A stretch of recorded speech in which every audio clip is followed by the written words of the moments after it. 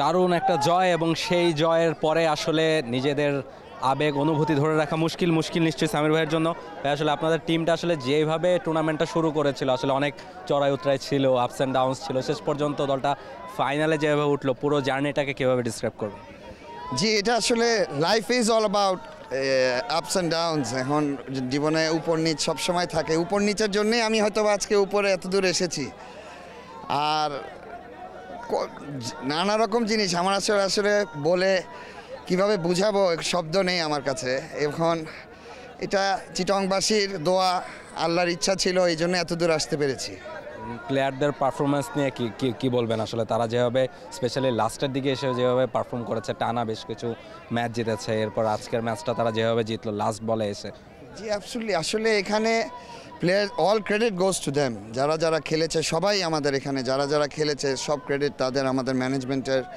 তারা যেভাবে সব কিছু অর্গানাইজ করেছে, যেভাবে সব কিছু মাঠে আনার যে প্রভাবটা রাখছে, সব ক্রেডিট তাদের উপরেই। কিন্তু আমি আসলে আজকে আরাফাত সানির কথা বলতে চাচ্ছি। আমি ওকে সবসময় আমার রক্তর কনসিডার করি, আর ও যা দেখিয়েছে আমি আসলে সারা জীবন কৃতজ্ঞ থাকবো। এবং সে আসলে মানে উঠেও এসেছিল, তারপর শেষ বলে আবার গেল। এই যে ডেডিকেশন কথা বলছেন আপনি, জি জি, হারিস খেলেছে অসাধারণ, মানে এগুলা আনবিলিভেবল। এগুলা মানে দুনিয়ায় হয়তো বা একবারই দেখা যায় এরকম একটা জিনিস আমরা প্রভাব করেছি সবাই।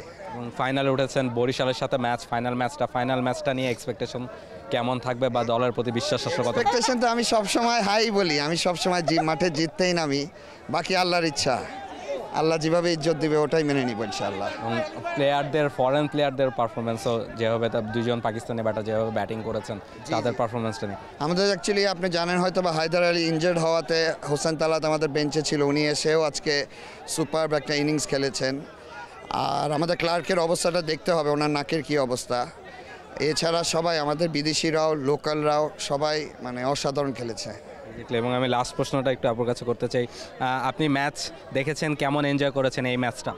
আমার অনেক ভালো লেগেছে, বাট লাস্টে অনেক টাইট ছিল, বাট স্টিল আমার ভালো লাগছে দেখতে, জিততে। এই যে লাস্ট বলে যখন 4 রান প্রয়োজন, তখন আসলে মাথায় কি ঘুরছিল?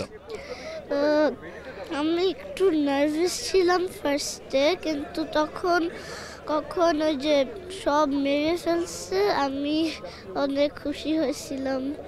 Thank you so much. Thank you ভাইয়া, থ্যাংক ইউ ফর। দলটার মালিক ছিলেন সামির কাদের চৌধুরী, এবং তিনি জানাচ্ছিলেন যে ফাইনালে পৌঁছতে পেরে আসলে তারা কতখানি এক্সাইটেড এবং কতখানি খুশি। দলটা বেশ চড়াই উতরাই পার করে আসলে শেষ পর্যন্ত ফাইনালে উঠেছে এবং বরিশালের সাথে ফাইনাল ম্যাচে তারা মুখোমুখি হবে। বাংলাদেশ প্রিমিয়ার লিগ 2025, 7টি দলের জমজমাট লড়াইয়ে মাতবে পুরো দেশ। দেখতে চোখ রাখুন টি স্পোর্টস নেটওয়ার্কে।